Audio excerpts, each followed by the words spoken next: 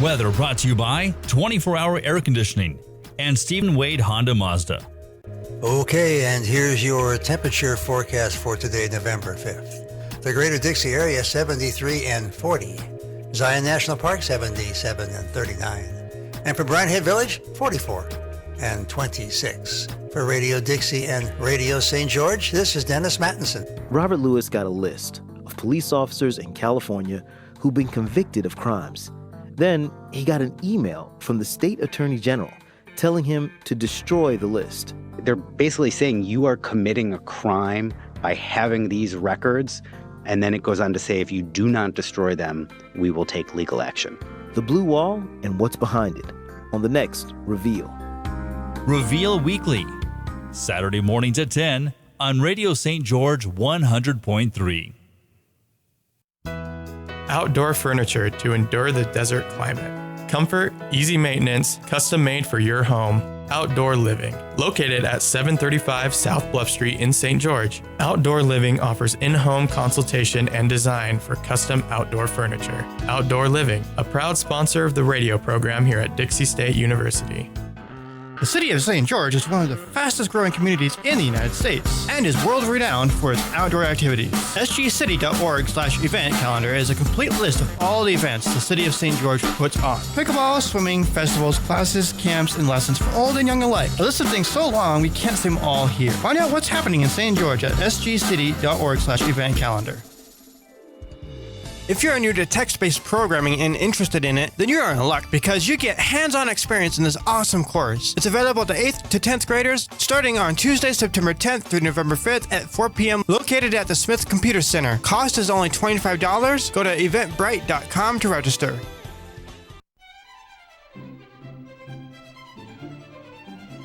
Throughout the day, Radio St. George brings you the respectful genre of classical music. As Southern Utah's only source for classical music, we strive to elevate your day with comfortable, relaxing, and edifying music from classical composers. Your home for classical music, Radio St. George at 100.3 FM.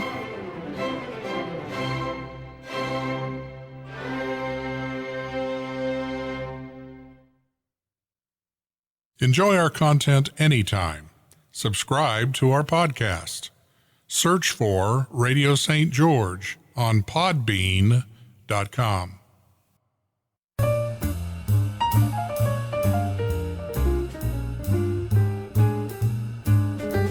This is KDXI St. George, Radio St. George at 100.3 FM. And we now present to you On the Arts, an hour of discussion and discovery about the arts in St. George and Southern Utah.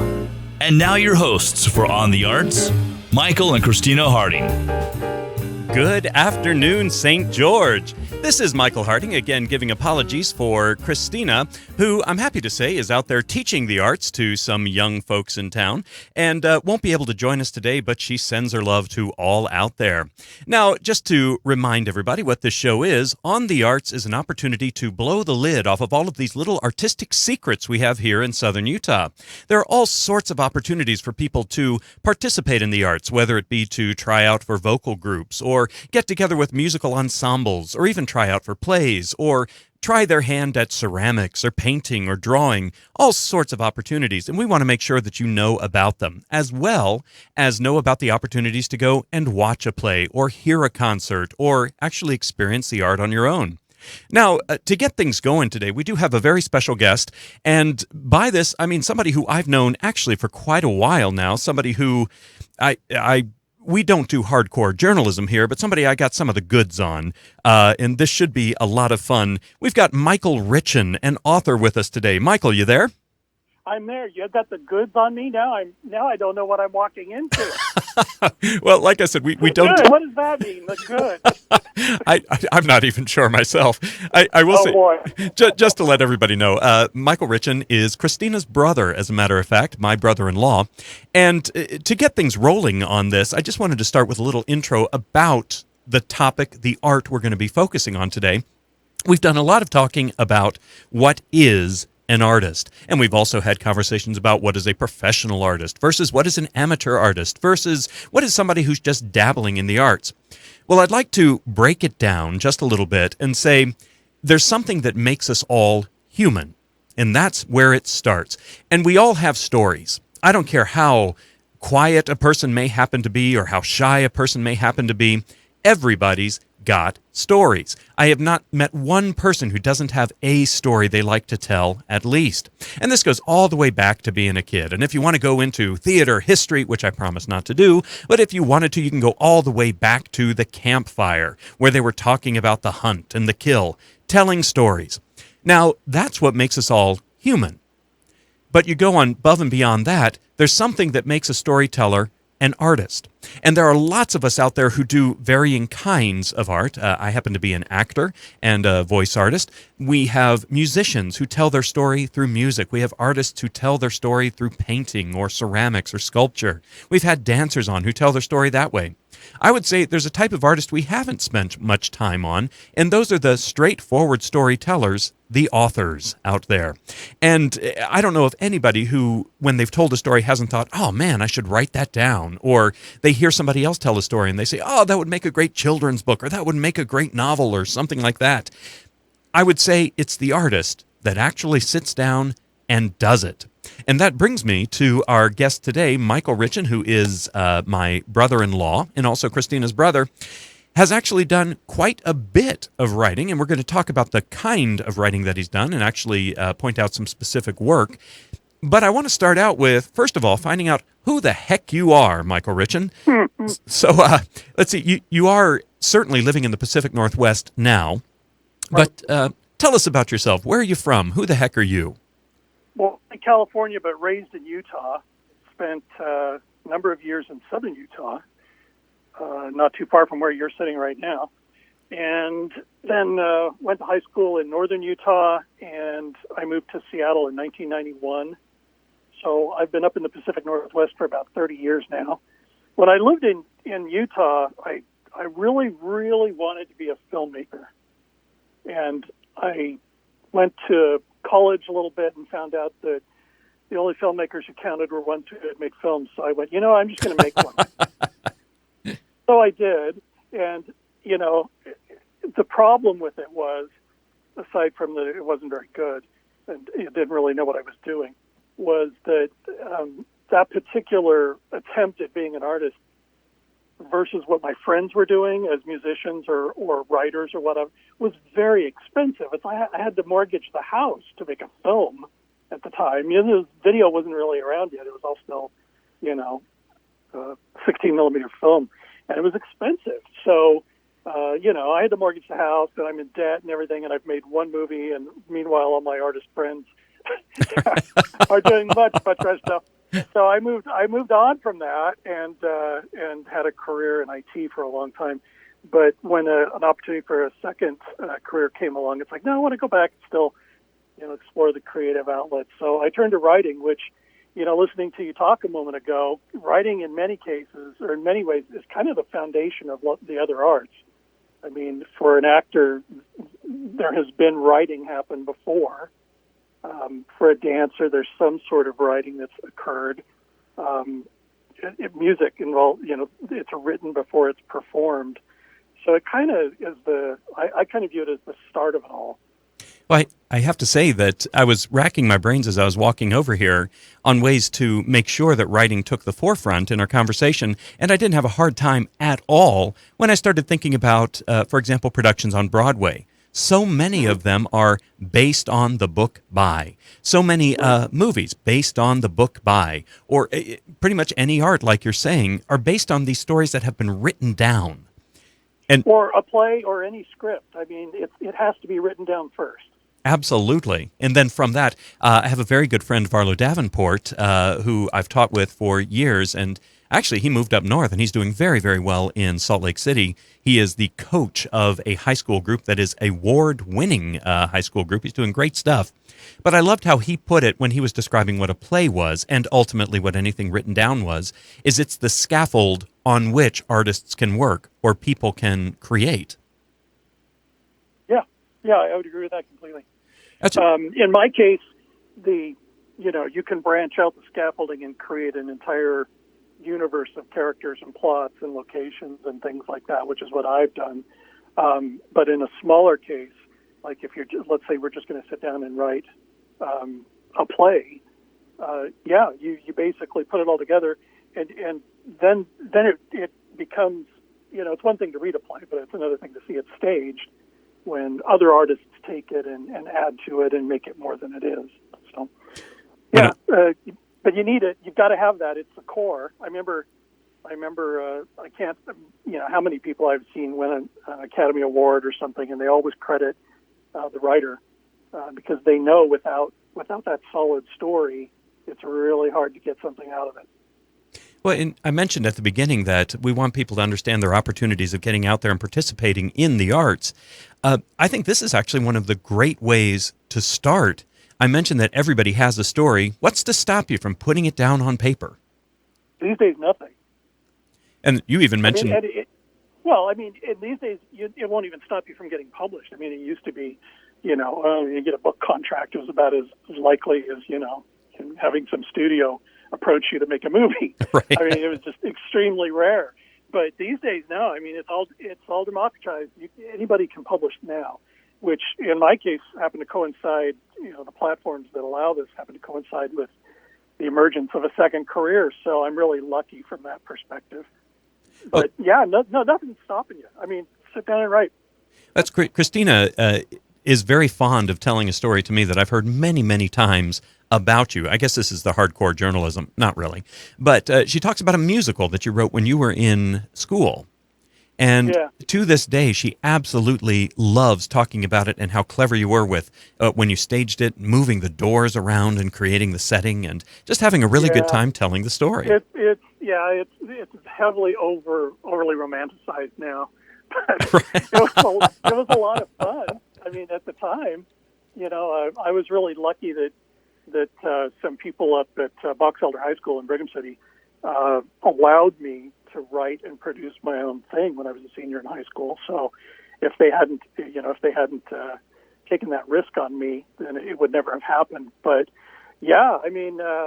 so I've been writing for a long time, music and plots and stories and all that. And then, of course, the film that I made was, I wrote, had a hand in writing that. And I've always been writing, even though I wasn't publishing.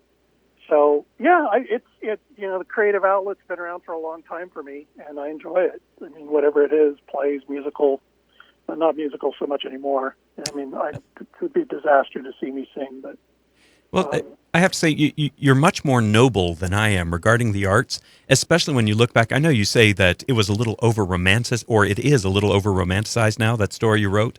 Absolutely, yeah. I don't know if I ever told you, I didn't write for art's sake. I wrote a musical in high school called Hamlet, the Rock Opera. And I'll tell you, my reason was not to create art. It was because I didn't want to read the play, Hamlet, I'm ashamed to admit. And when I was taking AP English, we had to do a project that showed we understood what we had read. So me and a few friends, we were big fans of Phantom of the Opera and Les Miserables, which had just come out at the time.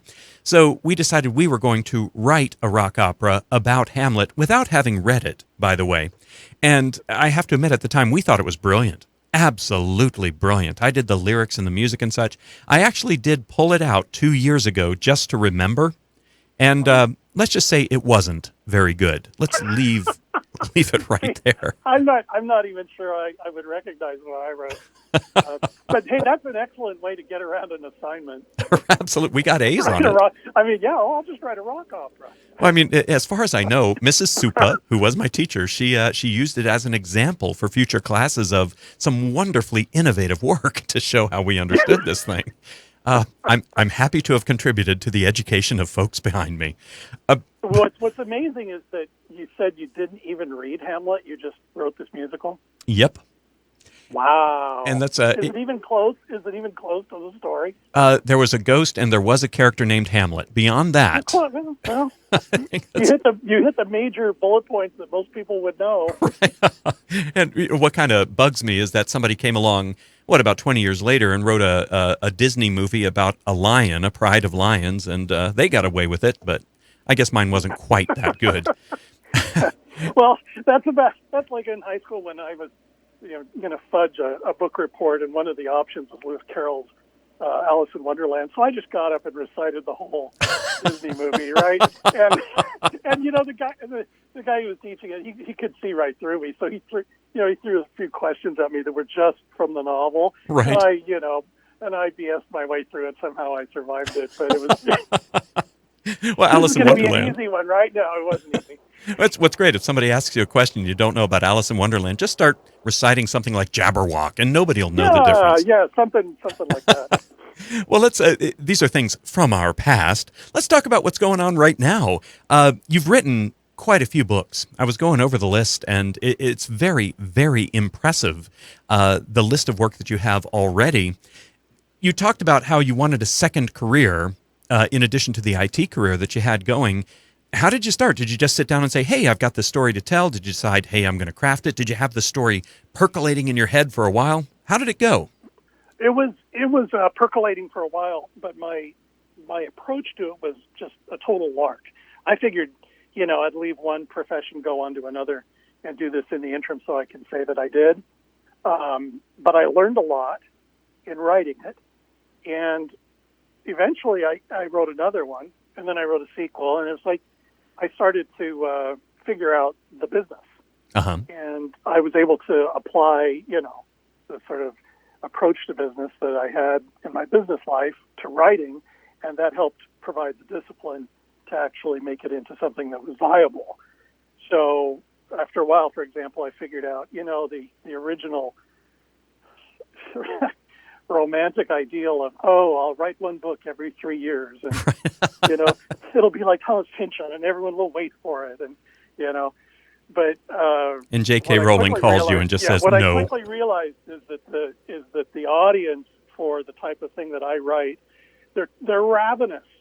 They will devour my book in a few hours, and then they're going, hey, where's the next one? When's the next one? And so it's like, okay, well, how fast can I write? I mean, let's just see how many. And so I try to do 2, 3, 4 books a year, depending upon how big they are. And I think there was one year I managed 6. But I mean, that's like 3,000-4,000 words a day of writing. Right. Well, and editing and all of that on top of it. And that's and as fast as I can publish them, they get snapped up by my followers. So well, you certainly do write page turners. There is no doubt about that. And you mentioned the type of book you write. Is it safe to say that you write very comfortably in the horror genre? Oh, very much so. Yeah, and only. And let me every now and again I go, well, maybe I should just write something, straight up mystery, or just straight up, dare something I say, else. Literature. Yeah. and I always come back to it because it's the most fun. It's how I enjoy spending my time writing. And it's I'm under no illusions. I mean, this is genre fiction. It's not literature, but it's fun, and my particular style of writing is like it's fast paced. I don't dwell. There's a lot of action. We move along quite quickly, and a lot happens. So they are very brisk reads. Yeah. There's no big. There's no long expository moments. That's good. Let's keep moving along here. You talk about literature and such. I tried to read, maybe this is bad that I'm admitting this over the radio, but I tried to read The Hunchback of Notre Dame, and I had to stop. There was a whole chapter about a pillar in the cathedral. And I just thought, this guy got paid by the word. I don't know. I have no interest in reading this. Yeah, see, I think my readers they would tie me up, and I'd be roasted if I did that. I wouldn't dare do that. I mean, it's got to move. It's got to be quick. It's got to be, let's keep this moving along. So. Well, let me ask you, as an author, do you sit down with the whole story in your mind, knowing where it's going, or do you just throw caution to the wind and write what comes? That's changed over the years. When I first started, I would plot it all out pretty methodically, and the creation of the outline was a big deal, and I'd spend a lot of time on it, and then I would write it, and I don't know. It was a couple of years back. I was just getting bored of that approach. I mean, the actual process of writing it was tedious because it seemed as though all the creative effort was really in the outline. And so executing the outline just bored me to death. Now, I know there's many authors who love that approach, but I thought, well, let's try not. Let's try just, I've got some basic framework here, and I don't know how it's going to end any better than anyone else does, and see where it goes. And that turned out to be a lot more fun. Mm-hmm. So that's my approach now. I've got some, 5 or 6 general points that I know the book is about, the theme, what I want to have happen with the characters, because most of the characters in my books are over all of they arch over all of the series. Right. So you have to. It's not just about what happens in the 400 pages. It's also what happens to them 3 books from now. But, so I know all that, but I like finding out what happened to these characters now as I write it, as opposed to just executing an outline. But both approaches are great. There's all kinds of arguments amongst authors as to which is the best. Well, you're not going to get an argument from me. I think that's great. I will tell you that something I found as a playwright is I'll start writing characters, and I would do what you do, really mapping it out, and I would know where the play was going and such. And I will never forget the time I was writing a play, a historical play. Boy, this sounds exciting, about Henry VI of Scotland. And it was just a subject I was fascinated by, but I was fantasizing historically. And I created a character that was supposed to be the hero in my play. And as I was writing, I got him into a situation that James Bond couldn't have gotten out of. It was just crazy. It was devastating as I was sitting in the computer lab. This was over in England when I was just doing this for fun. And I remember sitting at the computer. Nobody else was around. It had to be about 11:30 at night. And I actually started crying because I knew I had to kill this guy. And I just thought, no. Well, or you face the idea of, okay, how do I back out of this rabbit hole? Right. and go and how many pages am I going to lose, right? Right. And how many of the threads that I started am I going to have to abandon to correct this and go somewhere else with it? No, I know what you mean. But that's part of the fun of it. And I found that when I find myself in those really awkward positions, which can be of 2 natures. They can be of what you just described, or for me, they can also be, this has just gotten really boring. It's like, no, this book, I have readers who expect something here. This can't be boring. So I'll sit on it for a couple of days, and I'll think about it and go back and forth until I come up with what I think would be a way to solve it. It's almost like a little puzzle. Right. And very often, by letting it stew for a day or two, something emerges, and it's like, oh, there we go. That's it. Oh, and that's far more interesting. Well, that's off we go. Do you have characters who are your favorites that have become your friends, for lack of a better way to put it now? Yeah, I mean, some of them I like a lot, and I mean, I like all of them, but some of them I really enjoy. The main protagonist in the main series, Stephen, I like him a lot. He starts off as a skeptic, which I am, and so I can identify with where he's coming from. And then his father, Roy, who is a pretty popular character with my readers. He's kind of a cantankerous old man, and he's one of those guys who just says what he thinks and doesn't care. And he's a lot of fun to write. The book that I wrote that just came out today, which is the 15th book in that series, I think is one of the best Roy books there is, as far as if you enjoy that character. He's a lot of fun in it. Uh-huh. So make sure you hop on over to Amazon. It's called Node, N-O-D-E. N-O-D-E. But you want to start at the beginning. It's a series book. You have to go start at the beginning, right, which is the bank of the river. Right. And from there, there's a suggested reading order, and then there's 30 books ahead of you to get through the different series and the whole universe of it all. But, yeah, those 2 characters are primarily great ones. There's another one named Deem and Wynn. They both live in a storyline that's set in southern Utah. Mm-hmm. And they're favorites of mine. I love to write them whenever I turn to one of the books in the Downwinder series. That's a blast. And then I have a series that's set in a sort of Lovecraftian dark world called the Dark River.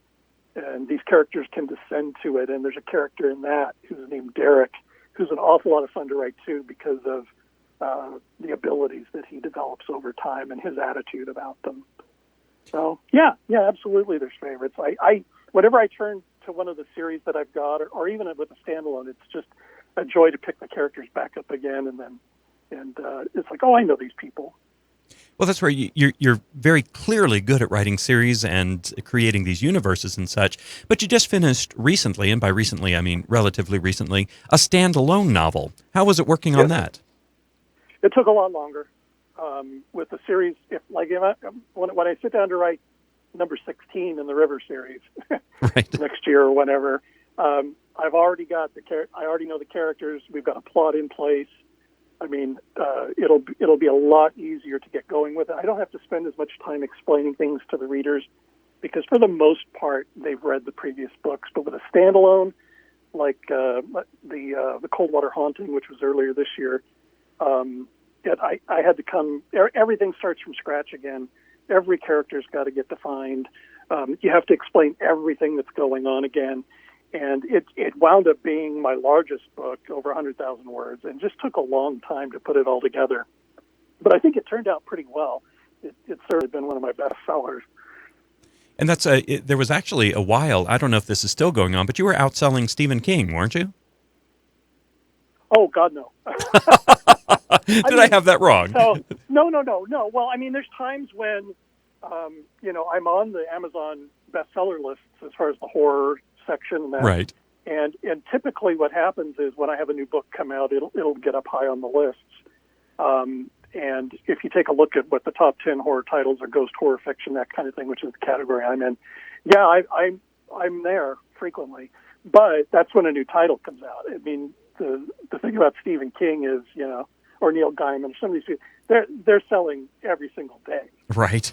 At the top of those lists, right? So I take that snapshot real quick. When my name shows up right between Stephen King and Neil Gaiman, take a snapshot real quick. Go, hey, look. I sure will, actually, and I'll put that out there on our On the Arts website. And sure. Mike, I mean, it's thrilling to see your book sitting next to, other books that you just revere. That's right. I do. I mean.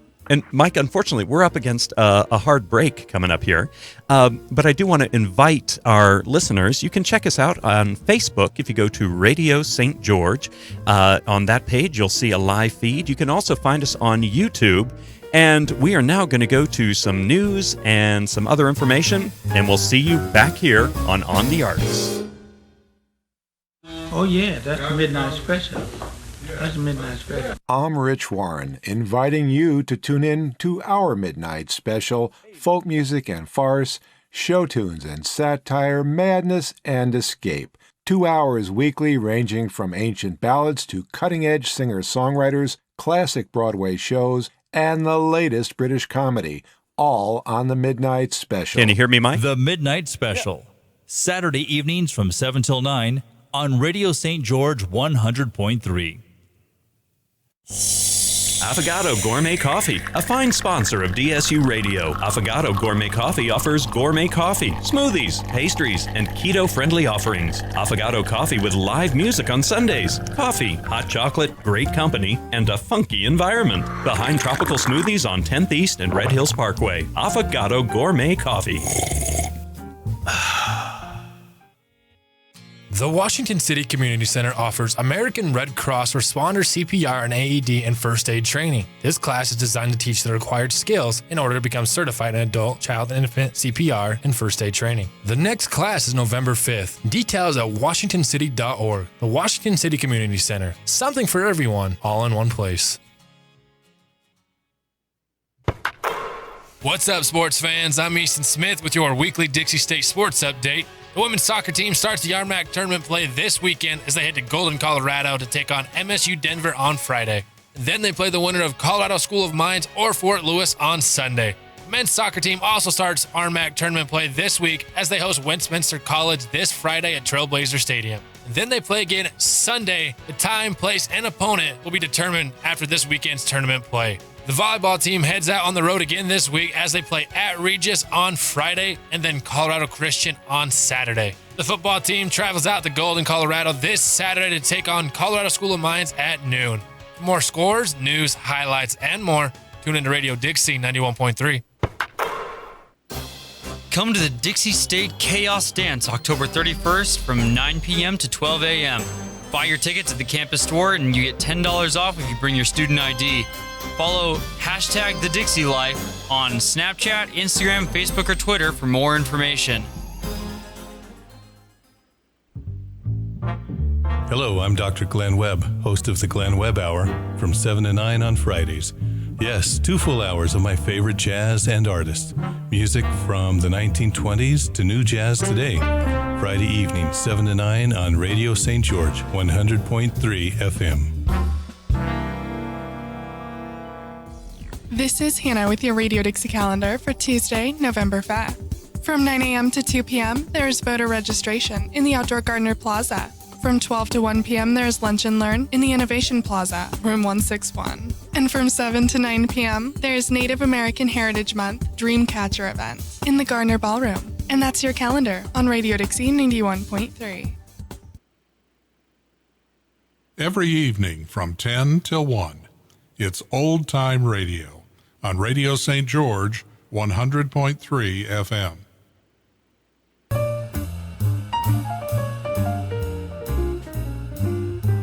Welcome back to Radio St. George 100.3 with On the Arts. And now your hosts, Michael and Christina Harding. Welcome back, St. George, to On the Arts. Again, Christina will not be joining us today. I'm happy to say that she is out there teaching the arts to some young, eager minds. But we do have on the line the next best thing. We've got Christina's brother, my brother-in-law, Michael Richan. You still with us, Michael? I'm still here. Now, have you got... I imagine you there in the studio, Michael, with your finger over a big red button. And that big red button would be, let's bleep that out. That's the 5-second, because this is live radio, right? Absolutely. And you know me, I'm trying my hardest here, but just as long as you got your finger by that big red button. You know what? I'm totally ready for it. I totally trust you. And we actually had a guest not too long ago. This was back in, as I like to say, season 3 of On the Arts. We had Michael Barr. Season, yeah. Oh, yeah. It was a fantastic season. A real cliffhanger at the end. And Michael Barr was online, a very well-known name, especially in Cedar City at the Utah Shakespeare Festival. But he works with kids all the time. I'll tell you, we had a lot of trouble with him, as a matter of fact. Really? Yes. Well, that's completely unacceptable. Absolutely. That's why it was a cliffhanger at the end of season 3. We didn't know if we'd come back. But anyways, we are on the line with Michael Richan, a very prolific author, I should say. We're talking about the horror genre, talking about the worlds that he has created, and we will put in another plug for the book that was just released today, as well as all of the other books. But I want to talk a little bit about not only the characters you've created, but what were the inspirations for these characters and these stories? What do you use to make these things happen? Well, that's a really good question. I think most authors use things that are around them. I've had people ask me, for example, if a very popular character in one of my series named Roy was my father. No, it wasn't him, but there's parts of him in it. And, the idea for that character really came about as a result of my partner's father's experiences. So there's part of him in it. And, the characters are really an amalgam. The character I got set in southern Utah in my Downwinder series, who's a young woman about the age of 20, that's really molded on the attributes of 2 or 3 other young women I know about that age who live down there. So there's influences like that. But most of the time when my approach to a character comes from, just what do I think would make them interesting enough to want to pay attention to what they have to say. Right. So, there's certain characters you could write that no one would want to spend any time with at all. Right. So you try to make them sympathetic. Don't you hate it when you watch you start a TV show and you get 1 or 2 episodes and you go, I don't like any of these people. Yes. Like second season of The Walking Dead, right? Oh my gosh, yeah. They're horrible. That's right, and I do understand The Walking Dead is still on the air, but I think the show is kind of The Walking Dead at this point. Yeah.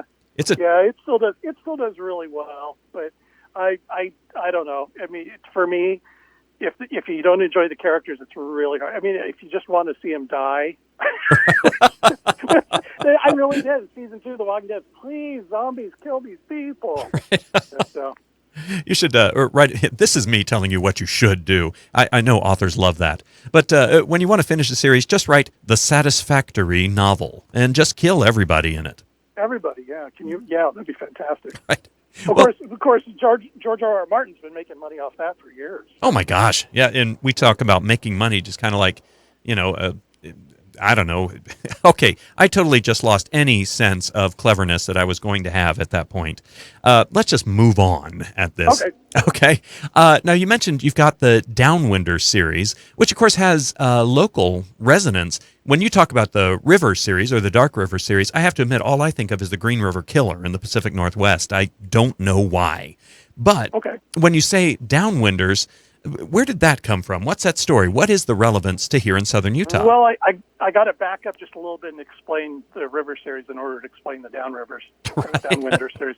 The River is based on this idea of what do you mean when you say gifted? I told you I was a skeptic, so I don't really believe in things like ghosts and spirits and hauntings and all that. Yet, that's what I write about.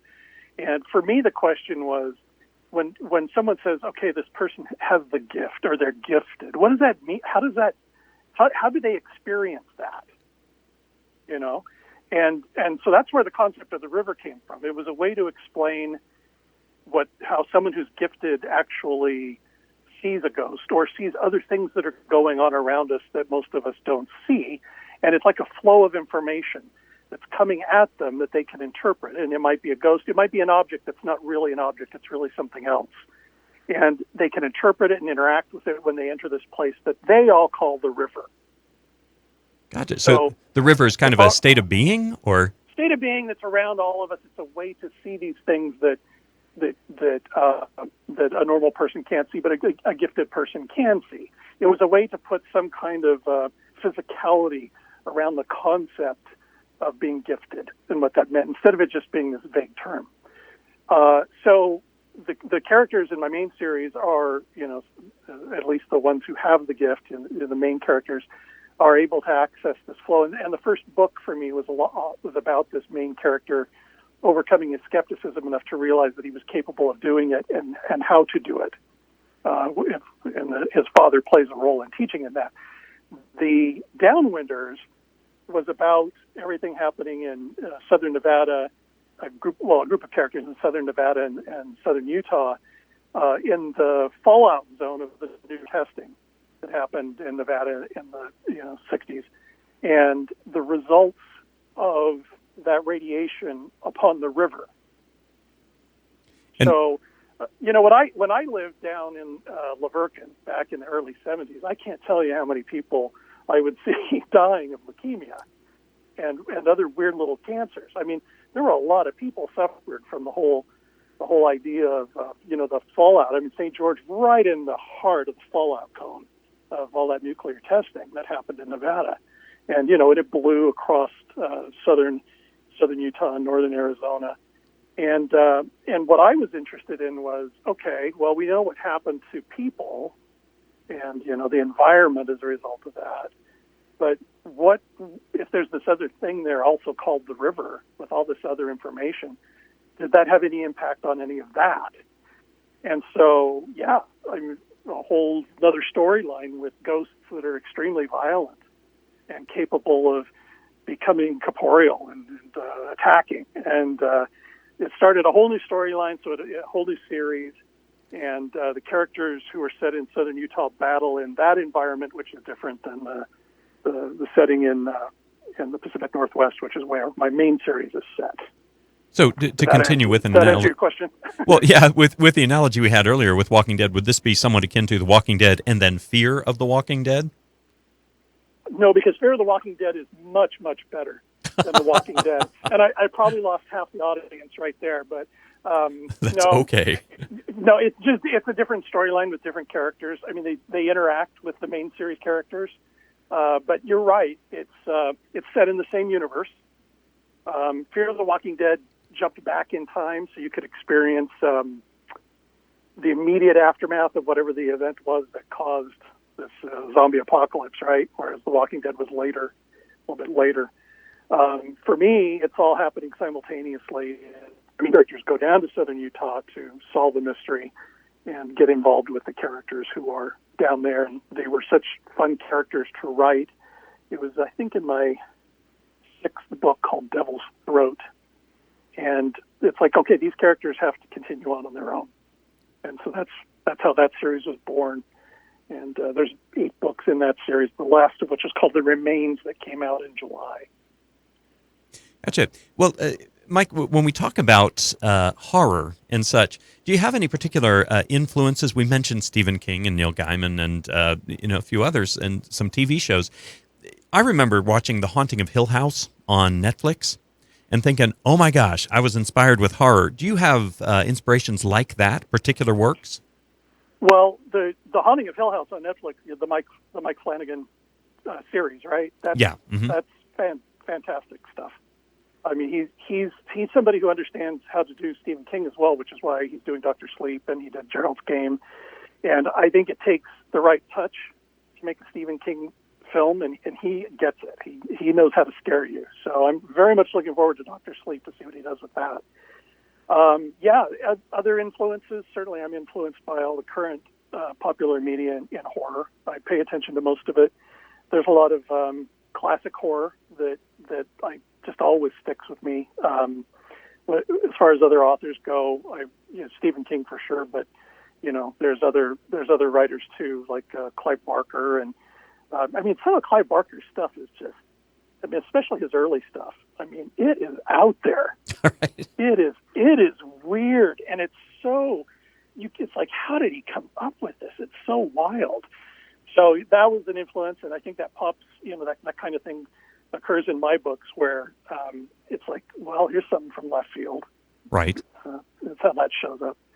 And as far as television goes, you have to be really careful. I deliberately, while I was writing The Coldwater Haunting, I really wanted to stop and watch The Haunting of Hill House because it looked so good, and I was getting recommendations from so many people about it. But I was afraid it would seep into what I was writing at the time, which was a haunted house story. Right. So I just like, nope, I'll wait till I'm done, then I'll watch it. And I'm glad I did, and it was fantastic. But there's a lot of tropes, and you try to avoid them, but they're going to work their way in because they're just classic mechanisms that work in horror. And so those influences seep in one way or another. Right. Well, I have to ask, this is just because this is one of the best horror experiences I've had recently. And that's, have you seen The Autopsy of Jane Doe? No. Oh, my word. I don't want to. Let me just put it this way. And this is me putting a little plug out there. And by the way, I put your books, the ones I've read, and I have read quite a few of them, up there with this kind of writing. I thoroughly enjoy them. And The Autopsy of Jane Doe, when I first started watching this movie, I thought it was going to be kind of, I don't know, a Grisham mystery or an Agatha Christie mystery where they find a body and they're, perform an autopsy to try and find out who the murderer was. The only thing I can say, and I'm not going to give away anything here except for the fact that, that's not the case, is that do not watch it alone. Do not watch it late at night. Make sure there are plenty of lights on and get ready for the ride. Isn't that about the best compliment you can give a horror story? Absolutely. Because it's going to scare you. And if you want to enjoy a horror story, watch it alone in the dark. Don't be stupid and watch it in the middle of the day. Right. Don't waste your time, go for it. I will tell you that this one, you might need an autopsy of your own if you do watch it alone and it's is dark. Is that on Netflix? It is. Oh, yes, it is. I'll have to add it to my list then. Well, I have to tell you, the reactions that when Christina and I watched it, we screamed out loud.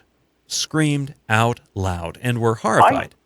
Haunting of Hill House. Haunting of Hill. There were two or three sequences in that series that I just like. That may be one of the most frightening things I've ever seen.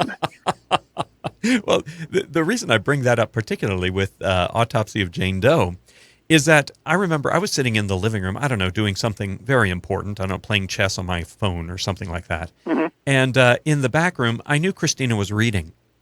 And I heard a scream and some pretty,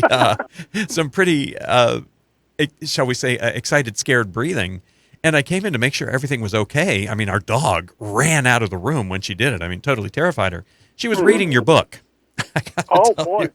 And it was your standalone novel. Yeah, and I thought, it's hard to get a scream out of a book. I mean, usually, something on the screen is one thing, but wow. She was caught up, absolutely caught up. And we talk about how that's a standalone novel. She talked about how when she was done reading it, she wanted more. Do you write with the intention of leaving that opening for more books, or does it even concern you? Sometimes. With the Coldwater Haunting, the explanation of what was going on in the house was so big that I could only show little pieces of it. And then the challenge, and then you go, okay, well, it's going to take another book or two to explain it all.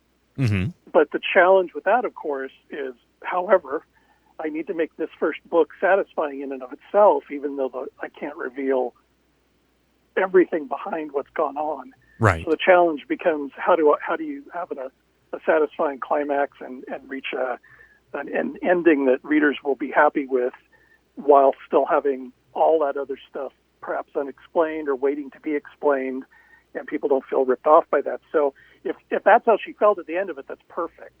Right. Well, that's how she felt.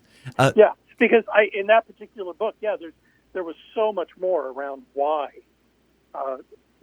those events have occurred that I'm hoping to get to with perhaps probably a trilogy in that case. With my series books, like The River of the Downwinders, absolutely you have to know where you're going with the next one. Right. By the time you finish the current one. But with the other standalone books that I've written, yeah, I guess so. I mean, you could certainly write sequels to them. I mean, everyone, it's not like the shark died at the end. So. Well, they still came out with 3 sequels beyond that. So. Right. And one in 3D. Well, you mentioned earlier that you were into self-publishing. What is that, and how does that work? Well, it used to be that in order to be published, you'd have to get a book deal from one of the big publishing houses, which, was, 1 in 10,000 aspiring writers might get. But with Amazon and the arrival of these other platforms, anybody can publish, and the marketplace decides, what's good and what isn't in terms of what people will buy. So, books that aren't very good get poorly reviewed, and books that get good reviews, and people tend to key off that in making their buying decisions. But yeah, nowadays, as long as you're willing to put in the effort and understand a few basics about what you need to do to get it onto Amazon, both as an electronic book, an ebook, which sells 100 times more than a paper copy. Right. Or to get a paperback or a hardbound into that marketplace, you're right there with everybody else, including the ones who are being published, by these big publishing houses who take a much bigger chunk of your royalties than the situation I'm in. So, it's a new environment. I mean, people who would never have been published, maybe in some cases shouldn't have been published. Right. But in other cases, they've got stuff that's really good, and that people want. I mean, like I said, a lot of my readers just devour. While they're waiting 4 months for my next one, they're busy devouring 2 or 3 books a day from some other writer. Right. Which is just awesome, because it's given so many people an opportunity to jump into writing and have an outlet for it that they never would have had before. Well, for those people who maybe are thinking about jumping into writing, or they've been inspired with a story that they have to tell or a story that they've been thinking about, where would you send them to get this information, to get them going? It took a lot of digging around on the internet to figure out the whole business. You'll find some places that'll offer you a crash course in it or something like that. You could do that kind of thing. Or you could poke around until you figure it out. The danger, I think, with that is that the problem isn't so much figuring that out as it is in actually writing a novel. I just know so many people who get wrapped up in finding out how to be an author, but they don't stop to write. Right. And so they don't actually have anything to publish at the end of the day. So I think the main thing is, if you want to write, develop a routine that'll do that for you. Very hard to do if you've got another job. Because right. then you're having to carve time out of either your leisure time or your family time or something to find that half hour or an hour to do it.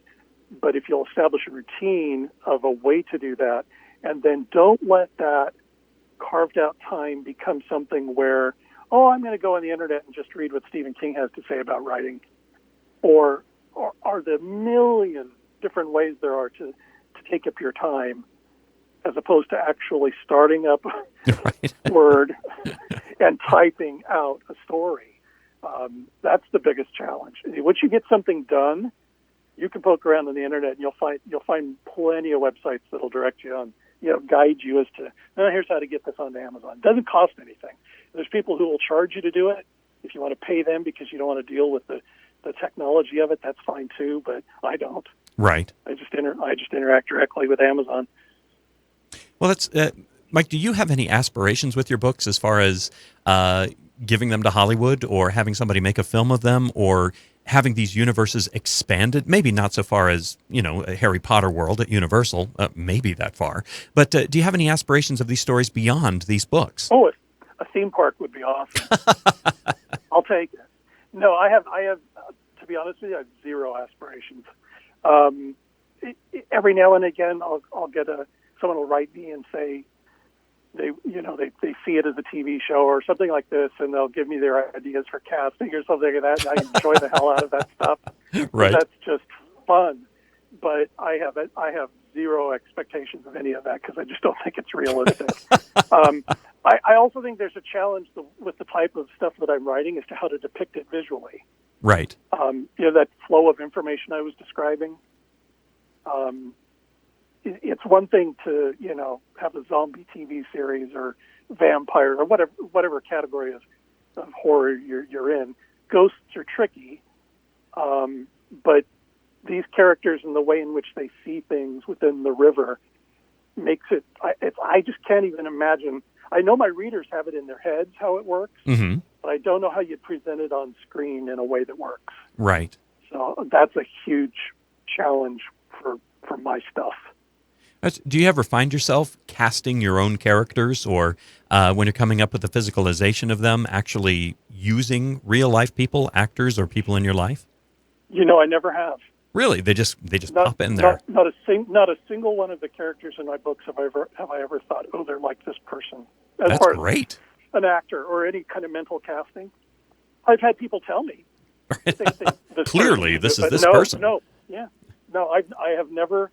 It's never even occurred to me, who would be Stephen or Roy. No idea at all. Gotcha. Well, let's for our listeners out there, and we're hoping that we are in double digits now with our listeners, so this might actually help us. Woo-hoo, you got a counter? we have a fictional counter, and last season, in season 3, we started giving away swag to our guests, and the swag consisted of Post-it notes with smiley faces on them and such. We're high class here. Hey, that's an awesome bit of swag. I'll take one. We'll mail it to you. I'll email you a PDF of that. Wow. Now, let me ask you, if anybody who's listening wants to get a hold of one of your books, where do they go? Go to Amazon and type in Michael Richan. Okay. That's all you got to do. And that's Michael, Michael, Richan, Richan. Do I have that right? Right. Yep, you got it right. And you'll find at least one of my books, and from there, click on my name, and you'll go to my author page, and then you can see it all. I have a website, too, which is michaelrichan.com. All my books are listed there. I have a suggested reading order there because the plots and characters do intertwine between the 3 series. So if you're just getting started, following the suggested reading order might be a good idea. But yeah, just even if you just Google Michael Richan, you're going to get there. Fantastic. Well, and let me ask you just a final question. We are running out of time here, but we still have a little bit left. You write horror. Are you looking to write any other genre? That's a really good question. Every now and again, I think about it. There was one novel I wrote called Slaughter, Idaho, that's more sci-fi horror than it is straight-up horror or ghost horror. Most of the stuff I read is ghost horror. Uh-huh. But I've thought about it. I might. We'll see. Okay. The next 3 books that I have planned out in my head are all within this universe and are part of the wild and weird stuff that I write. Right. So it's not going to happen anytime soon, but I would, sure. Well, Michael Richan, thank you so much for joining us on the Arts. It was a wonderful conversation, as it always is. And sadly, we are running out of time. We're heading up to the hard break. Thank you very much, Michael. I'll give you a call afterwards and we can finish up this conversation. But to all of our listeners, I hope you've enjoyed listening to Michael Richan. I hope you check out his books, Richan. And until then, keep your focus on the arts. You've been listening to On the Arts with Michael and Christina Harding. Search Facebook, YouTube, Podbean, Spotify for Radio St. George to view video and podcasts of this show, or go to radiostgeorge.com. Join us Tuesdays and Thursdays at 4 for On the Arts on Radio St. George 100.3.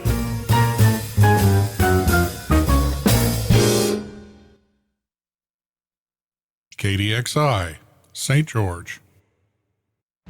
Today is Monday, November 4th, and happy National Candy Day. My name is Hannah, here with your news updates brought to you by Dixie Sun News.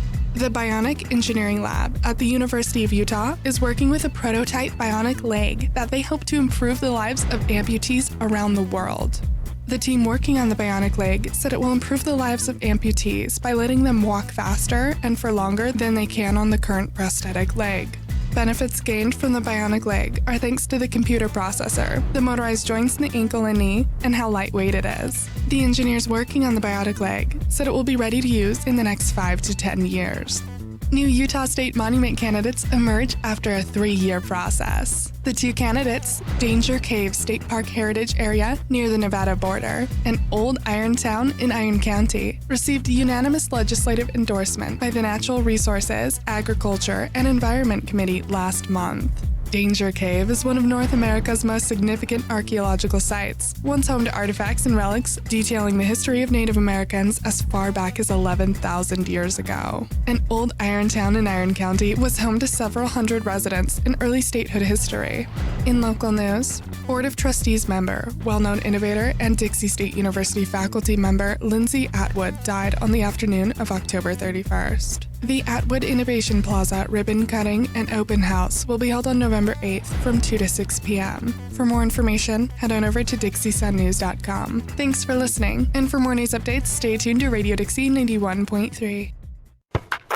Happy November 4th, sports fans. I'm Easton Smith with your daily sports report brought to you by Radio Dixie 91.3. Starting off with the Dixie State women's soccer team where they went 2-0 over the weekend, beating Colorado Mesa on Friday and then Western Colorado on Sunday. Now over to the men's soccer team where they went 2-0 over the weekend, beating Westminster College on Friday and then Colorado Christian on Sunday. The volleyball team went 2-0 over the weekend, beating New Mexico Highlands on Friday and then Colorado